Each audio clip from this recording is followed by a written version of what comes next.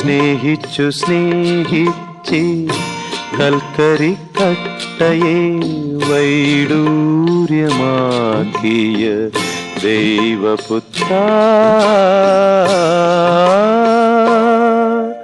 വരൂ വരൂ അവതരിക്കൂ. 1976 ഈ അച്ഛൻ്റെ ആദ്യത്തെ ഗാനം നിത്യത തീർക്കുന്ന നിമിഷങ്ങൾ റെക്കോർഡ് ചെയ്ത് പുറത്തു വരുന്നതൊക്കെ. അതിനുശേഷം വളരെ പോപ്പുലറായ തിരുനാമ കീർത്തനം പാടുവാൻ, അല്ലെങ്കിൽ അത് 91 എൻ്റെ ഓർമ്മ. അപ്പോൾ ഇതിനിടയിലുള്ള ഒരു കാലഘട്ടം ഉണ്ടല്ലോ, ആ സമയത്ത് അച്ഛൻ പാട്ടുകളൊക്കെ എഴുതിയിരുന്നു? തീർച്ചയായിട്ടും എഴുതിയിരുന്നു. അതിലേതൊക്കെ ഗാനങ്ങളായിരുന്നു? അതിൽ ചിത്ര പാടിയ പാട്ടൊക്കെ ആയിട്ടൊക്കെ വരുന്നത്. ആകാശങ്ങളെ താരാട്ട് പാടൂ, താരകളെ ചെമ്മി താഴവിടൂ, ഓമനം ഓമഴി കൂപ്പി ഉറങ്ങട്ടെ എന്നൊക്കെയുള്ള പാട്ട്, ഒരു താരാട്ട് പാട്ട്, അങ്ങനെയുള്ള കുറേ പാട്ടുകൾ ആ കാലത്ത് വന്നിട്ടുണ്ട്. അതായത് 90-നും ഈ പറഞ്ഞ നിത്യതീർക്കുന്ന നിമിഷങ്ങൾക്കിടയ്ക്ക് എനിക്ക് തോന്നുന്നൊരു 20ഓളം പാട്ടുകൾ വന്നിട്ടുണ്ട്. അൽഫോൻസാമ്മയെക്കുറിച്ച് എഴുതിയ ആ ഗാനം, ശരിക്കും അത് ഈ അൽഫോൻസാമ്മയോടുള്ള ആ സ്നേഹത്തിൽ നിന്നൊക്കെയാണോ അച്ഛന് ആ പാട്ടിൻ്റെ രചന നിർവഹിച്ചത്? തീർച്ചയായിട്ടും അതെ. അതിന് കാരണം ഞാൻ കുട്ടിക്കാലത്ത് അൽഫോൻസാമ്മയെക്കുറിച്ചുള്ള കഥകളും അൽഫോൻസാമ്മ വഴി നടന്ന അത്ഭുതങ്ങളെക്കുറിച്ചൊക്കെ കേട്ട് വളർന്നയാളാണ്. കാരണം എൻ്റെ ചാച്ചൻ്റെ വീട്, ഞങ്ങൾക്ക് തറവാടെന്ന് പറയാവുന്ന വീട് ഈ ഭരണങ്ങാനത്താണല്ലോ. അപ്പം അൽഫോൻസാമ്മയുടെ മഠത്തിലെ വീട്ടിൽ നിന്നൊക്കെ ഇടയ്ക്കിടയ്ക്ക് പോകുമായിരുന്നു. കാരണം അവിടെയുള്ളൊരു സിസ്റ്റർ ഞങ്ങളുടെ പേരമ്മയായിരുന്നു.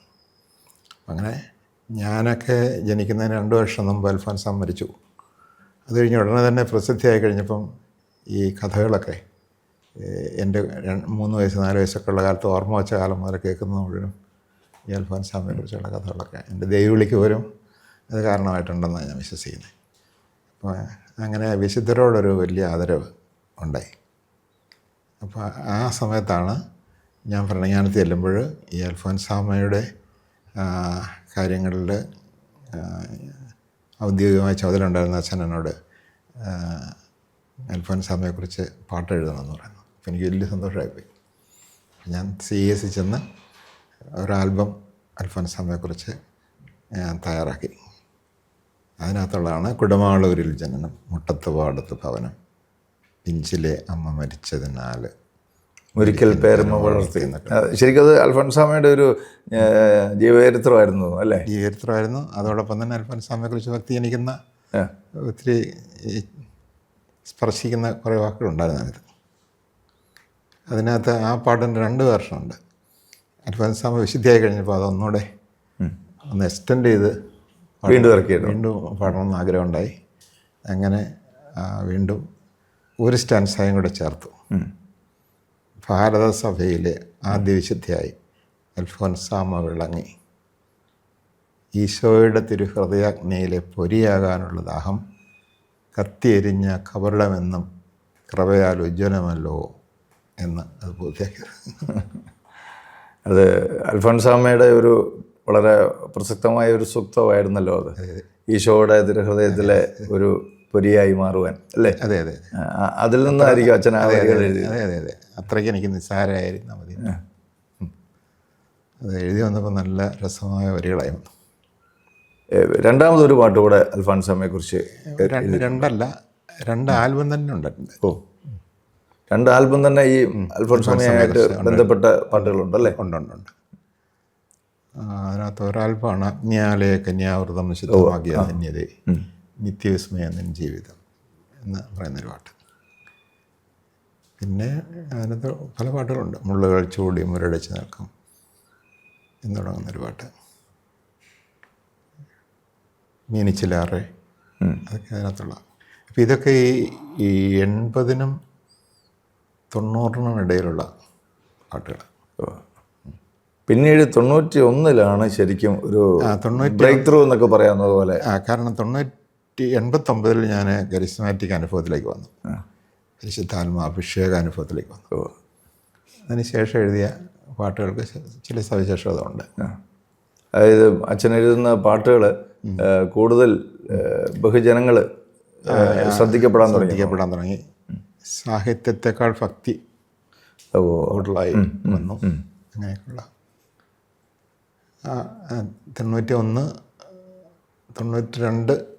92-ലാണ് തിരുനാമകീർത്തനം പുറത്തിറങ്ങിയത്.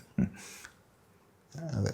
അതായത് അച്ഛന് ഈ പരിശുദ്ധാത്മാഭിഷേകം ലഭിച്ചതിന് ശേഷം എഴുതിയ പാട്ടുകളിൽ ആ പാട്ടുകളുടെ മേലും ആ വരികളുടെ മേലെല്ലാം ഒരു അഭിഷേകം വന്നിട്ടുണ്ട്. ആ കാലഘട്ടത്തിൽ അതിൻ്റെ തുടക്കം ശരിക്കും തിരുനാമകീർത്തനമായിരുന്നോ അതോ അതിനു മുമ്പ് മറ്റേതെങ്കിലും ഗാനങ്ങളുണ്ടായിരുന്നു? തിരുനാമകീർത്തനം തന്നെയായിരുന്നു. അതിൻ്റെ ഇടയ്ക്ക് ഏതാനും പാട്ടുകളൊക്കെ ഉണ്ടായിട്ടുണ്ട്. ഈ പോപ്പുലർ മിഷൻ ധ്യാനത്തിന് വേണ്ടിയൊക്കെ എഴുതിയ പാട്ടുകൾ. അതിനകത്താണ് എനിക്ക് KCVCയുടെ ഒരു അവാർഡ് കിട്ടിയ ഒരു പാട്ടുള്ളത്. ഒരു മെഴുത്തിരിയിൽ 1000 നാളങ്ങൾ. അത് വളരെ വളരെ ഫേമസ് ആയിട്ടുള്ള ഒരു പാട്ടായിരുന്നല്ലോ. അതെ. ഒരു മെഴുതിരിയിൽ നിന്ന് 1000 നാളങ്ങൾ മാറി പടരുന്ന പോലെ. അത് വളരെ ഇന്നും അത് നമ്മുടെ പല ദേവാലയങ്ങളിലുമൊക്കെ പാടുന്നുണ്ട്. ഒരു കുർബാനയ്ക്ക് തുടങ്ങുന്നതിന് മുമ്പായിട്ട് പ്രവേശന ഗാനമായിട്ട് പാട്ടുകളൊക്കെ പലയിടത്തും പാടി കേൾക്കാറുണ്ട്. അതുപോലെ ആകാശം പോലെ വിശാലം സ്നേഹം, അതൊക്കെ ആ കാലഘട്ടത്തിൽ ഒന്നാണ് അല്ലേ?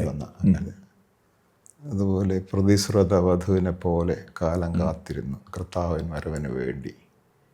അതൊക്കെ ഇങ്ങനെയൊക്കെയുള്ള കുറേ. ശരിക്കും അതെല്ലാം അച്ഛൻ്റെ പാട്ടുകളിലെല്ലാം ഞാൻ ശ്രദ്ധിച്ചിട്ടുള്ള ഒരു പ്രത്യേകത, ഇതെല്ലാം വളരെ ബിബ്ലിക്കലാണ്. ശരിക്കും തിരുവചനത്തോട് വളരെ നീതി പുലർത്തിക്കൊണ്ടാണ് ഈ പാട്ടിൻ്റെ എല്ലാ പാട്ടുകളുടെയും രചന നിർവഹിച്ചിരിക്കുന്നതെന്ന് ഞാൻ മനസ്സിലാക്കുന്നത്. തീർച്ചയായിട്ടും അത് എന്നെ സ്വാധീനിച്ചിട്ടുള്ള കാര്യമാണ്. കേവലം ഒരു ആശയമായിട്ടല്ലല്ലോ അച്ഛന് ഇതെല്ലാം എഴുതിയിരിക്കുന്നത്. മാത്രമല്ല ഇതെല്ലാം സുവിശേഷ പ്രഘോഷണം തന്നെ ആകണമെന്നുള്ള ആഗ്രഹമുണ്ടായിരുന്നു. അതെല്ലാം സുവിശേഷ സത്യങ്ങൾ ഇതിനകത്തെല്ലാം മുഴിച്ച് നിൽക്കണം, ആളുകൾക്കത് കിട്ടണം, പാട്ടിലൂടെയും പ്രസംഗത്തിലൂടെയെല്ലാം. തിരുനാമകീർത്തനം പാടുവാൻ അല്ലെങ്കിൽ എന്നുള്ള ആ ഗാനം ഉൾക്കൊള്ളിക്കുന്ന ഒരു കാസറ്റ് ഉണ്ടായിരുന്നല്ലോ. ഉണ്ട്. തിരുനാമകീർത്തനം എന്ന പേരിൽ തന്നെ. എനിക്ക് തോന്നുന്നു അതിലെ എല്ലാ പാട്ടുകളും തന്നെ ഹിറ്റായിരുന്നു അല്ലേ? അതെ. കർത്താവ് ഭവനം പണിയാതെ വന്നാൽ ഹിറ്റായിരുന്നു. അങ്ങനെയുള്ള ഗാനങ്ങളെല്ലാം തന്നെ. തന്നാലും നാഥ ആത്മാവിനെ, അതുപോലെ തന്നെ പ്രഭാതത്തിൽ എന്നെ സമർപ്പിച്ച നാഥ, മിക്കവാറും ഹിറ്റായിരുന്നു. അങ്ങനെ ഒരു ഗാനസമാഹാരം അത് അന്ന് പുറത്തിറക്കിയത് ജോണി സാഗരി ആയിരുന്നു അല്ലേ? അതോ പാട്ട് വന്നതിന് ശേഷം? അങ്ങനെയല്ല, അത് വാസ്തവത്തിൽ സണ്ണി സ്റ്റീഫൻ എൻ്റെ അടുത്ത് ഒരു ദിവസം വന്നു. ഞാൻ പരിത്രാണ ധ്യാന കേന്ദ്രത്തിലെത്തിയപ്പം, അവിടുത്തെ ശുശ്രൂഷക്കായിട്ട് എത്തിയപ്പോൾ അദ്ദേഹം അവിടെ അടുത്ത് താമസിക്കുന്നത്. നമുക്ക് രണ്ടുപേർ കൂടെ ഒന്നിച്ച് ഒരു ആൽബം ചെയ്യണം എന്ന് പറഞ്ഞ് എന്നെ സമീപിച്ചു. ആ കാലഘട്ടം ശരിക്കും കാസറ്റുകൾ ഇറങ്ങി തുടങ്ങിയ സമയം. അതെ അതെ അതെ.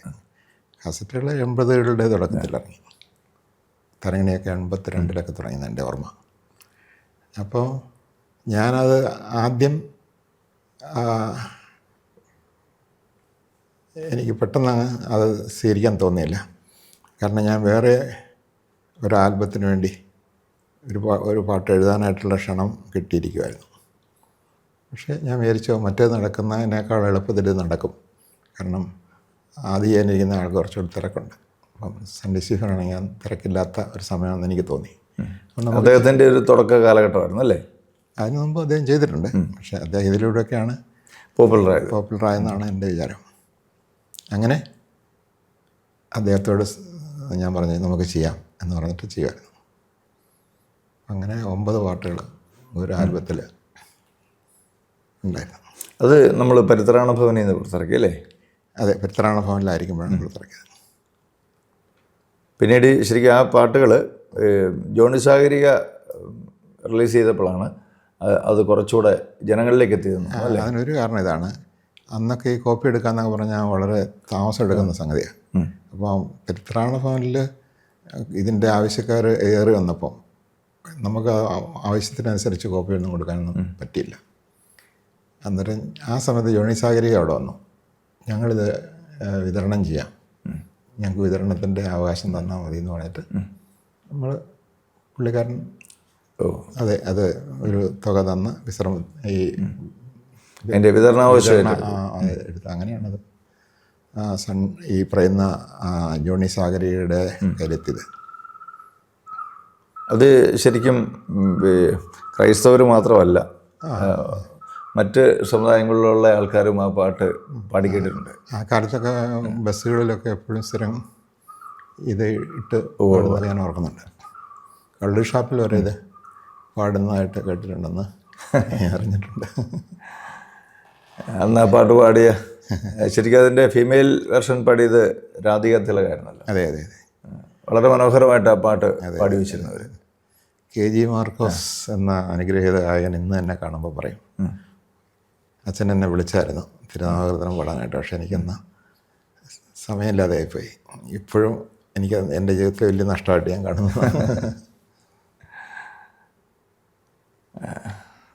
അങ്ങനെ അത് കഴിഞ്ഞ് പിന്നെ ഞാനും സണ്ണി സ്റ്റീഫനും കൂടെ ഓരോ ആൽബം കൂടെ ചെയ്തു. അതിനകത്തുള്ളതാണ് താരിളമ്മയിൽ മിശിഹ രുധിരം ചൊരിഞ്ഞു നിന്നു, ദൂരെയായി തീയും കാഞ്ഞ് നിർദ്ദയമശമയം നിന്നു, കോഴിക്കോളവും കർത്താവിനെ മറന്നു പാട്ട്. ശരിക്കും നമ്മുടെ ധ്യാനാവസരങ്ങളിലൊക്കെ ആ പാട്ടുകളൊക്കെ വളരെയധികം പ്രയോജനപ്പെടുത്തുന്നൊരു പാട്ടായിരുന്നു. ധ്യാനത്തിനും അനുതാപമൊക്കെ പ്രസംഗിക്കുന്നത് ഞാൻ ഓർക്കുന്നു. അതിലൊക്കെ കുറേ ഗാനങ്ങളുണ്ടാകും. എന്നെ ഏറെ സ്വാധീനിച്ചൊരു ഗാനമുണ്ടല്ലോ, എത്ര പോയാലും. അത് കൃപാവർഷം എന്ന് പറയുന്ന ഒരു കാസറ്റിലേത്, അല്ല ഒരു ആൽബത്തിലേത്. കൃപാവർഷം നല്ലൊരു ആൽബം അത്. അതിനകത്താണ് എൻ്റെ ഏറ്റവും മൗലികമായ ചില ഗാനങ്ങൾ കിടക്കുന്നത്. ശരിക്കും എൻ്റെ കൈവിലം കഴിഞ്ഞ് വീണു, യേശു എന്നെ വീണ്ടെടുത്തു തന്നു, ആ ഗാനങ്ങളൊക്കെ ആ കൃപാവർഷം കാസറ്റിലാണ്. അതെ അതെ, ഇത്ര നാളും ഞാൻ കഴിഞ്ഞതെല്ലാം എന്ത് കൂരിട്ടിലായിരുന്നു. അതുപോലെ തന്നെ കർത്താവേ നീ എൻ്റെ കൂടെയുള്ളതിനാൽ ഓരോ നിമിഷവും സ്വർഗീയം, കരുണയാൽ നീ എന്നെ വീണ്ടെടുത്തതിനാൽ ആ ജീവനാന്തം ഞാൻ കടപ്പെട്ടു പോയി. അച്ഛാ, ഞാൻ ഓർക്കുന്നുണ്ട് ഒരു 30 വർഷങ്ങൾക്ക് മുമ്പ് ഞാൻ ആദ്യമായിട്ട് ആ ധ്യാനം കൂടി കഴിഞ്ഞപ്പോഴേ അച്ഛൻ്റെ ഈ പാട്ടുകളൊക്കെ കേൾക്കുമ്പോൾ അറിയാതെ ദൈവസ്നേഹത്താൽ നിറഞ്ഞ് കണ്ണു നിറയുന്ന അനുഭവങ്ങളൊക്കെ സ്ഥിരം ഉണ്ടാകുമായിരുന്നു.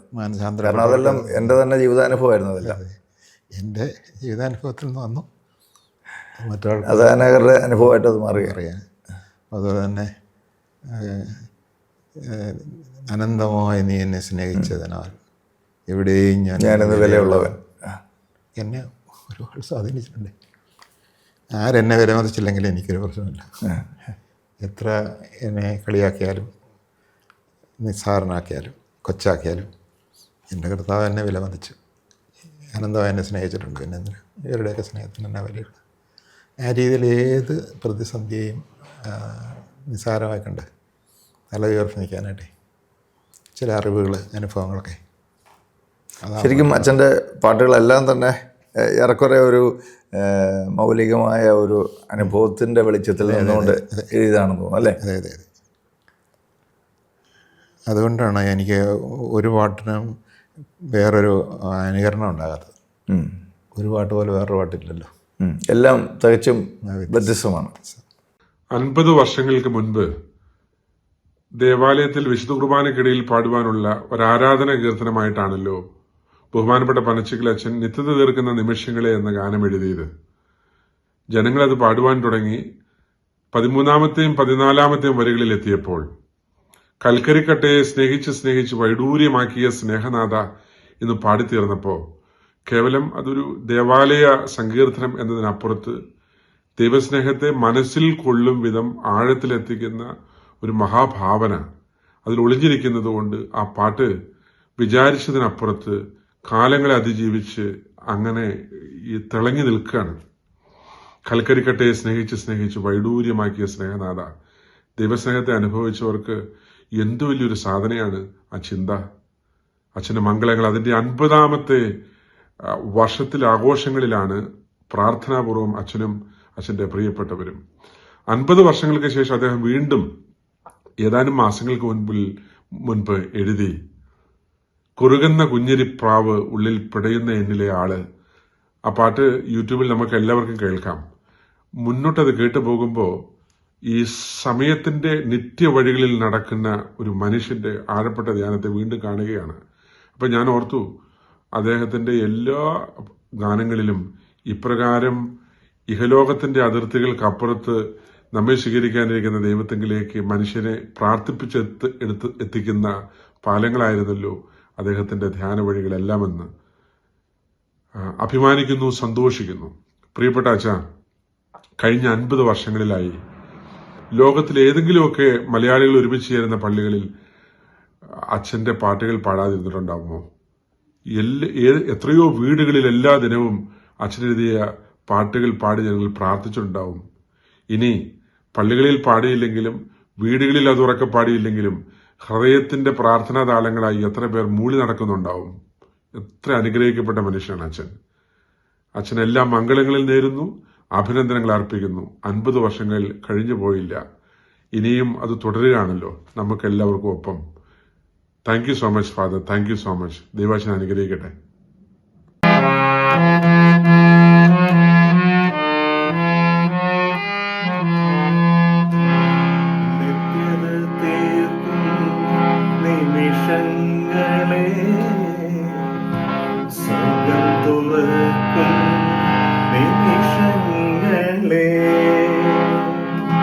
മർത്യനും ദൈവവും ഈ ത്യാഗവേദി നിത്യം ലയിക്കുന്ന നിമിഷങ്ങളെ. മർത്യനും ദൈവവും ഈ ത്യാഗവേദി നിത്യം ലയിക്കുന്ന നിമിഷങ്ങളെ. നിത്യത തീർക്കുന്ന നിമിഷങ്ങളെ, സ്വർഗം തുറക്കും നിമിഷങ്ങളെ. 1980 പാലാ കത്തീഡ്രൽ പള്ളിയിൽ ജോൺ പൊതിട്ടലച്ചൻ പറഞ്ഞിട്ട് ഈ ഗാനം ആലപിക്കാനായിട്ട് ആരംഭിക്കുന്നത്. അപ്പോൾ ഈ ഗാനത്തെക്കുറിച്ച് എനിക്കന്ന് തീർച്ചയായിട്ടും അറിയില്ലായിരുന്നു. അച്ഛനാണ് പറഞ്ഞു തന്നത്. ഇത് പനച്ചിക്കലച്ഛൻ എഴുതിയ പാട്ടാണ്. അപ്പം വളരെയധികം അർത്ഥവത്തായ ഒരു ഗാനം ഞങ്ങൾ അത് വിശുദ്ധ കുർബാനയിൽ ആലപിക്കുകയും അതോടൊപ്പം തന്നെ സൺഡേ സ്കൂൾ മത്സരങ്ങളിൽ ഏറ്റവും അധികം ആലപിക്കപ്പെട്ട ഒരു ഗാനമാണ്. സമ്മാനങ്ങൾ കിട്ടിയൊരു ഗാനമാണ്. അപ്പോൾ ദൈവനാമത്തിൽ അച്ഛന് പ്രത്യേകം നന്ദിയോടുകൂടി ഞങ്ങൾ ഈ ഗാനത്തെ ഓർക്കുന്നു. നമസ്കാരം. എൻ്റെ പേര് TP ശാസ്ത്രമംഗലം. പലർക്കും അറിയാവുന്നതുപോലെ ഗാനങ്ങളിൽ ശ്രദ്ധയൂന്നി കഴിയുന്ന ഒരു എളിയ വ്യക്തിയാണ് ഞാൻ. ഗാനാസ്വാദനമാണ് എൻ്റെ മേഖല. കഴിഞ്ഞ 5 പതിറ്റാണ്ട് കാലമായി ആ രംഗത്ത് പ്രവർത്തിച്ചു പോരുന്നു. തികച്ചും അവിചാരിതമായാണ് മൈക്കിൾ പനച്ചിക്കലച്ഛൻ്റെ ഗാനങ്ങളെ ഞാൻ പരിചയപ്പെടുന്നത്. അവ പരിചയപ്പെട്ടതിന് ശേഷം അവയുടെ പല പല അംശങ്ങൾ ഞാൻ പഠനവിധേയമാക്കുകയുണ്ടായി. തെല്ലും അതിശയോക്തി കൂടാതെ പറയട്ടെ, എന്നെ എല്ലാ തരത്തിലും ഫാദർ അത്ഭുതപ്പെടുത്തി എന്നതാണ് പരമാർത്ഥം. ഓരോ ഗാനത്തിനും അതിൻ്റേതായ വ്യക്തിത്വമുണ്ട്. വെറുതെ വാക്കുകൾ കൂട്ടിച്ചേർത്ത് എഴുതി വയ്ക്കുകയല്ല. അത് കേൾക്കുമ്പോൾ അതിൻ്റെ ആശയം നമ്മളിൽ വേരുറയ്ക്കാൻ പാകത്തിൽ അച്ഛൻ അതിനു വേണ്ട കരുക്കൾ നീക്കിക്കൊണ്ടാണ് ഓരോ ഗാനത്തിൻ്റെയും രചന നിർവഹിച്ചിട്ടുള്ളത്. അച്ഛന് ഈ രംഗത്ത് ശോഭനമായ ഭാവിയുണ്ടെന്ന് ഞാൻ പലപ്പോഴും മനസ്സിലാക്കിയിട്ടുണ്ട്. എന്തായാലും അച്ഛൻ്റെ രചനയുടെ ആഘോഷം നടക്കുന്ന ഈ അവസരത്തിൽ അച്ഛന് എല്ലാവിധ ഭാവുകങ്ങളും നേർന്നുകൊണ്ട് ഇനിയും ഇനിയും എഴുതാൻ ആ തൂലികയ്ക്ക് ശക്തി ഉണ്ടാകട്ടെ എന്ന പ്രാർത്ഥനയോടെ എൻ്റെ വാക്കുകൾ ചുരുക്കുന്നു. ഈശോ മിശിഹായ്ക്ക് സ്തുതിയായിരിക്കട്ടെ.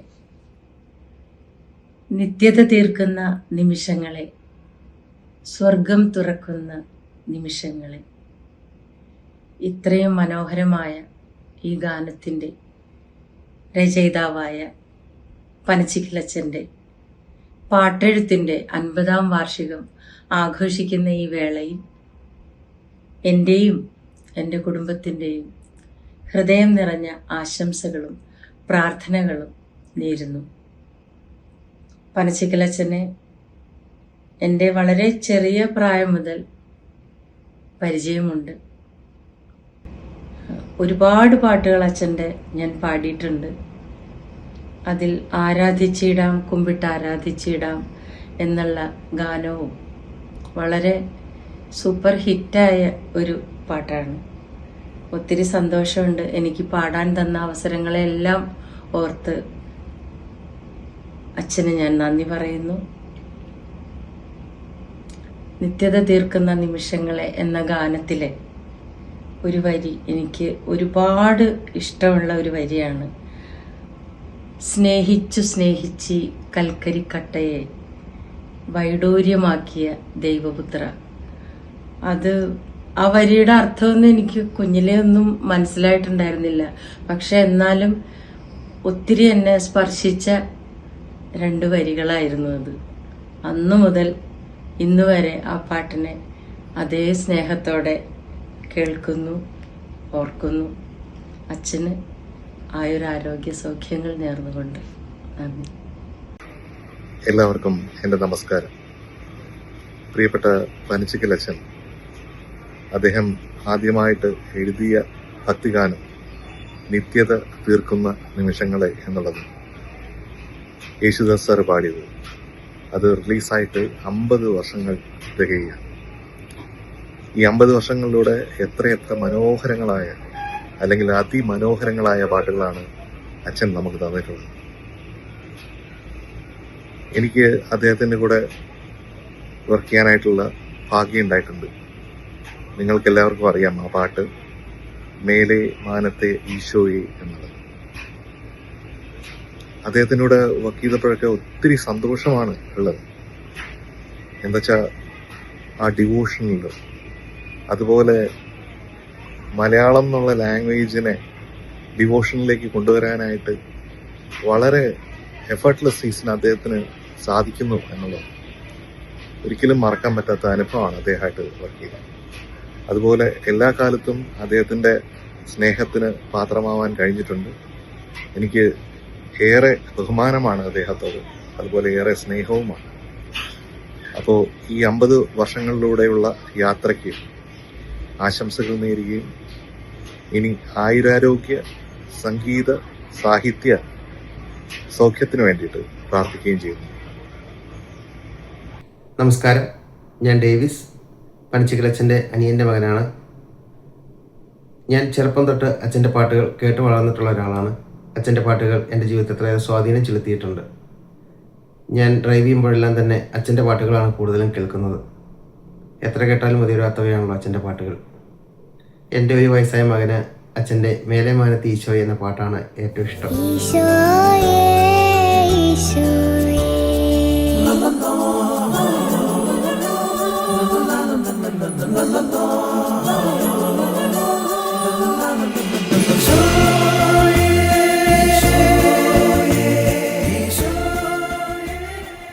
ക്രിസ്ത്യ ഭക്തിഗാന രംഗത്ത് 50 വർഷം പൂർത്തിയാക്കുന്ന പനച്ചിക്കലച്ചന് എൻ്റെയും പനച്ചിക്കൽ കുടുംബത്തിൻ്റെയും എല്ലാ ആശംസകളും നേരുന്നു.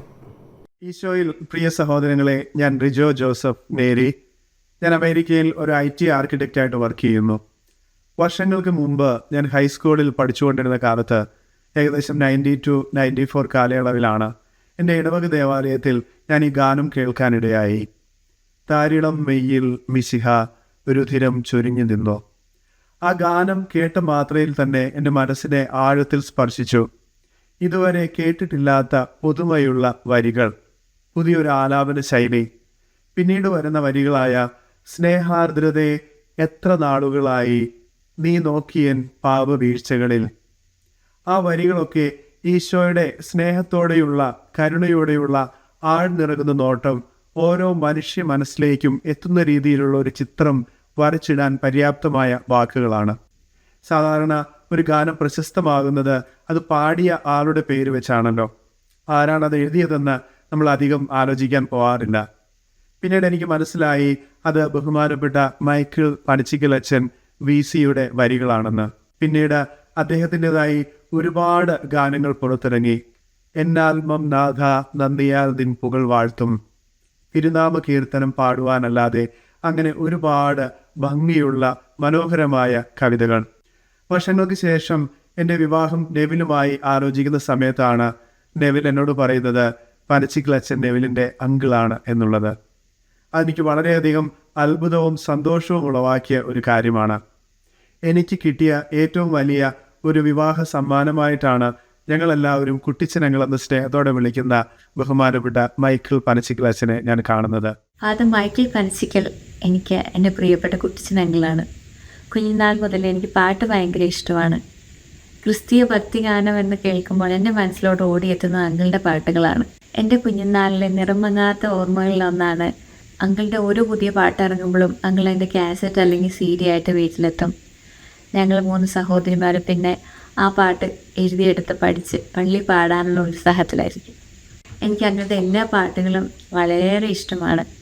ഞാൻ ഈശോയുടെ മുമ്പിലായിരിക്കുമ്പോൾ, ഈശോയുടെ കൂടെ ഇരിക്കുമ്പോൾ ഈശോയുടെ സ്നേഹം അനുഭവിച്ചറിയുന്ന 2 പാട്ടുകൾ ഇവിടെ പറയാതെ വയ്യ. അതിങ്ങനെയാണ്. ഒരു നിമിഷം ഞാൻ കൊതി തീരെ തിരുമുഖം കണ്ടു. അതുപോലെ തന്നെ രണ്ടാമത്തെ പാട്ടാണ് കർത്താവേ നീ എൻ്റെ കൂടെയുള്ളതിനാൽ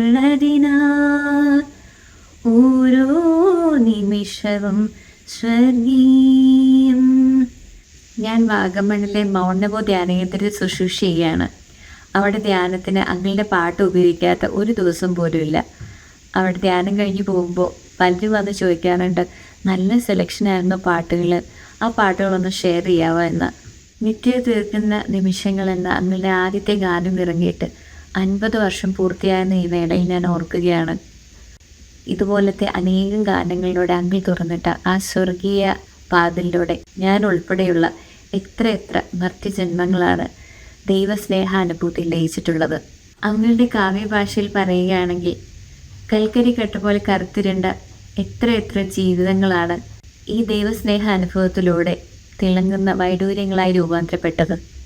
എൻ്റെ പ്രിയപ്പെട്ട കുട്ടിച്ചനങ്ങളെ, കാൽവരി കുന്നിലെ ത്യാഗഫലങ്ങൾ നിത്യവും ഭാവിച്ചു കൊടുക്കുന്ന വിശുദ്ധമായ പൗരോഹിത്യത്തിലേക്കാണല്ലോ നല്ല ദൈവം അങ്ങയെ വിളിച്ചത്. ആ പൗരോഹിത്യത്തിൻ്റെ അഭിഷേക ചുവളയിലൊരുകി മാറ്റി തെളിഞ്ഞ അങ്ങയുടെ കവിതാ ഹൃദയത്തെ ഓർത്ത് ദൈവത്തിന് കോടാനുകോടി നന്ദി പറയുന്നു.